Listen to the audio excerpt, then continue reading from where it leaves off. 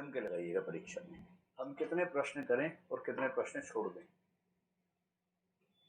Question छोड़ने का फायदा भी होता है और नुकसान भी होता है। पहले उसका फायदा नुकसान हल्का सा समझते हैं कि क्यों लोग क्वेश्चन छोड़ने या नहीं छोड़ने के पसोपेश में रहते हैं, उस दुविधा की वजह क्या है। देखिए मैं जीएस को बेस बना के बात कर रहा हूँ, सीसेट की बात बाद में कर लेंगे। 100 प्रश्न हैं, 120 मिनट हैं। जो व्यक्ति 100 के 100 प्रश्न करेगा उसको 1.2 मिनट्स यानी कि 72 सेकंड उसको एक प्रश्न अटेम्प्ट करने के लिए मिलेगा। मान लीजिए किसी कारण से उसने तय किया कि मैं 100 प्रश्न करूंगा ही, मैं 80 ही प्रश्न करूंगा, बस 20 को हाथ ही नहीं लगाऊंगा। उसको एक प्रश्न के लिए 1.5 मिनट मिलेगा। और जब उसको 1.5 मिनट मिलेगा तो स्वाभाविक है कि उसको प्रश्न को पढ़ने के लिए, सोचने के लिए, उत्तर को मैच करने के लिए समय ज़्यादा मिला। और हो सकता है कि इस वजह से उसके 5-7 सवाल वो ठीक हो जाएं जो 100 करने के चक्कर में गलत हो जाते हैं।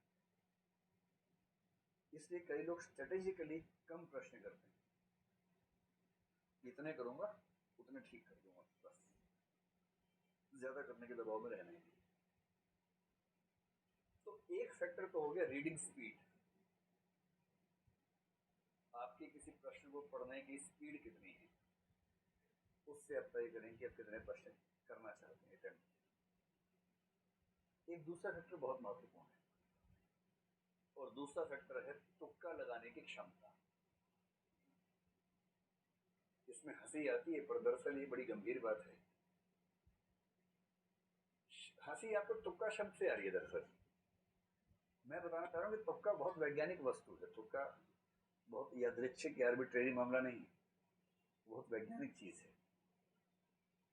चलिए हम समझने का प्रयास करें। जैसे जनरल कैटेगरी में मान लीजिए कि आप एग्जाम दे रहे हैं और आपको 110 या 112 मान लेते हैं, 56 प्रश्न आपके ठीक होने चाहिए। आपका स्कोर 112 हुआ और आप प्रीलिम्स में क्वालिफाई हो गए। ठीक है, अब 56 प्रश्न आपके सही है, इसका मतलब है नेगेटिव मार्किंग हटाने के बाद इतने सही है। जो यूपीएससी का नेगेटिव मार्किंग का तरीका है वो बड़ा ही सिस्टमेटिक तरीका है। नेगेटिव मार्किंग का मेथड संक्षेप में समझ लें, बहुत वैज्ञानिक है। उसका फायदा क्या है, नुकसान क्या है, दोनों बातें स्पष्ट होनी चाहिए। मेरी जनरल सलाह ये है कि तुक्का जम के लगाइएगा परीक्षा में, लेकिन मैं उस सलाह पे आने से पहले वजह समझाना चाह रहा हूँ। और ये सलाह सबको नहीं है, किसको नहीं है ये आपको खुद जज करना है अभी की बात सुनने के बाद। जनरल सलाह यही है। लेकिन नेगेटिव मार्किंग का यूपीएससी का बड़ा सरल सा नियम है कि अगर आपका एक प्रश्न सही हुआ तो उसमें 2 नंबर मिलेंगे, और यदि आपका एक प्रश्न गलत हुआ तो उसमें सही होने पर मिलने वाले अंकों का 1/3 कट जाएगा, तो 2/3 आपका माइनस हो जाएगा।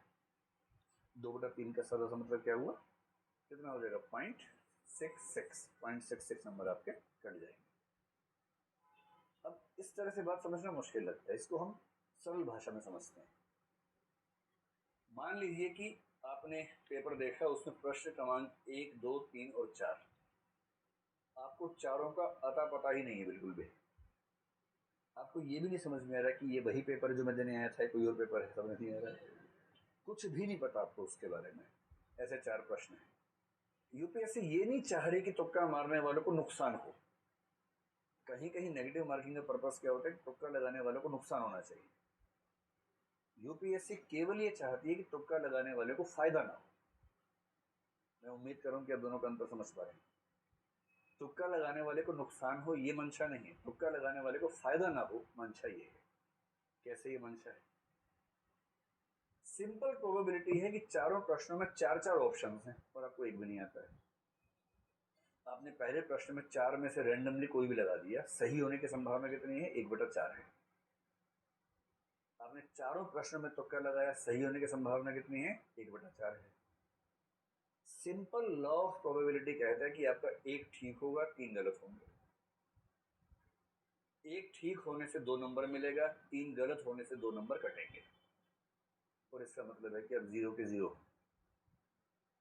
अगर आपने 4 प्रश्नों में तुक्के लगाए तो स्कोर आपका 0 ही रह जाएगा। इसलिए इन्होंने जो नेगेटिव मार्किंग की कसौटी रखी है कि 3 गलत प्रश्नों पर उतना ही नंबर कटेंगे जितना एक सही होने पर कटते हैं, इसके पीछे का आर्गुमेंट ये है। इससे सरल सा निष्कर्ष है कि तुक्का लगाने से फायदा हो ना हो, नुकसान तो नहीं होता है। एक निष्कर्ष तो निकलता है ये वाला, नुकसान तो हो ही नहीं रहा इससे। अब भगवान करे कि मान लीजिए को तुक्का लगा 2 ठीक हो जाए बाई चांस, सोच के देखिए, अगर ऐसा हो जाए, मान लीजिए अगर ऐसा हो जाए, 2 सही होने पर इसको 4 नंबर मिल गए, मिले ना, जबकि 2 गलत होने पर इसका जो कटा है वो केवल 1.33 कटा है। और इसका मतलब ये हुआ कि अब ये बराबर नहीं है, अब इसको 2.67 मार्क्स का शुद्ध लाभ मिला है, केवल इस वजह से कि इसने 4 में से 2 तुक्के सही कर दिए। आप मेरी बात समझ रहे? और यदि कोई तुक्के में इतना माहिर है कि 4 में 3 ठीक कर दिए, इसने 6 नंबर मिले, नुकसान कितने का हुआ? केवल एक गलत, 0.66, 5.34 का उसको शुद्ध लाभ मिला।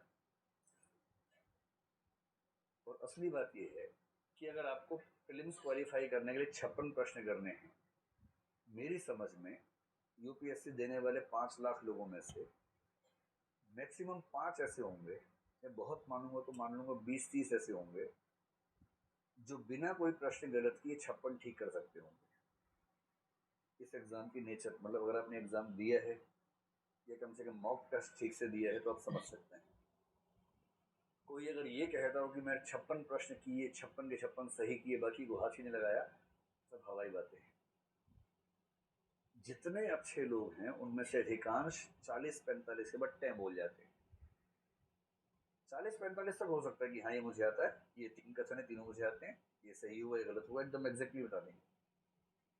40-45 के बाद तो एक गेम चलता है, गेम ऑफ एलिमिनेशन, जिसको हम सीधी भाषा में बोलते तुक्के की प्रतिस्पर्धा।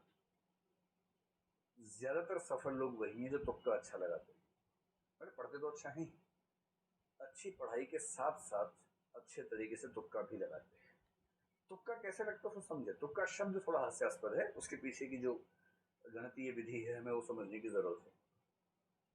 अब अपने 56 की 112 है, एक तरीका और है, आप इसमें 4 प्रश्न जोड़ दीजिए कि आपने 60 प्रश्न सही किए, 12 प्रश्न गलत किए, तो भी आपका स्कोर 112 ही रहेगा। कितना सरल है। अगर 56 प्रश्नों से 112 मिले, आपने 4 ज्यादा सही कर दिए और 12 गलत कर दिए, 4 सही से आपको उतने नंबर मिलेंगे जितने 12 गलत होने से कटेंगे, आपका स्कोर उतना का उतना रहेगा। इसका और भी तरीका हो सकता है, आपने 65 प्रश्न सही किए और आपको 30 प्रश्न, 30 गलत करने का ऑप्शन मिलेगा, 56 चाहिए ना, नहीं 27 प्रश्न गलत करने का विकल्प आपको मिल गया और उसके बाद भी आपका स्कोर कितना है? 112 है। मैं दावे से कह रहा हूं कि अगर कोई कहता है कि मैं 56 ही करूंगा और 56 ठीक कर दूंगा, तो वो या तो झूठ बोल रहा है या मजाक बना रहा है। वो दरअसल इनमें से कोई ना कोई ट्रिक चुनेगा कि 60 सही करने हैं, 12 गलत करने हैं। मतलब गलत करने हैं ऐसे नहीं, गलत हो जाए तो कोई बात नहीं, सही करने तो पर्पस हो सकता है, गलत करने का पर्पस होगा। 65 सही करूंगा, 27 गलत हो, 92 हो गए, 8 प्रश्न छोड़ दूंगा, ये एक अच्छी अप्रोच हो सकती है। अब इस लेवल पर आकर मैं कोई निष्कर्ष समझाने का प्रयास करता हूँ। मेरी सामान्य राय, जिस पर अभी आपको काम करना है अपने स्तर पर, क्योंकि हर व्यक्ति के लिए समान दवाई काम नहीं करती है, बीमारियां अलग अलग हैं, दवाइयां अलग अलग ही होंगी। सामान्य राय में बता रहा हूँ, सामान्यतः कम से कम 80 से 90 के बीच में प्रश्न अटेम्प्ट कीजिएगा। इससे कम करेंगे तो ज्यादा संभावना है कि प्रीलिम्स नहीं होगा। और इसका सीधा सा मतलब है कि छोड़ने का मामला लगभग 10 प्रश्नों पर ही होगा कि 10 को आपने छोड़ दिया। छोड़ना केवल उन प्रश्नों को है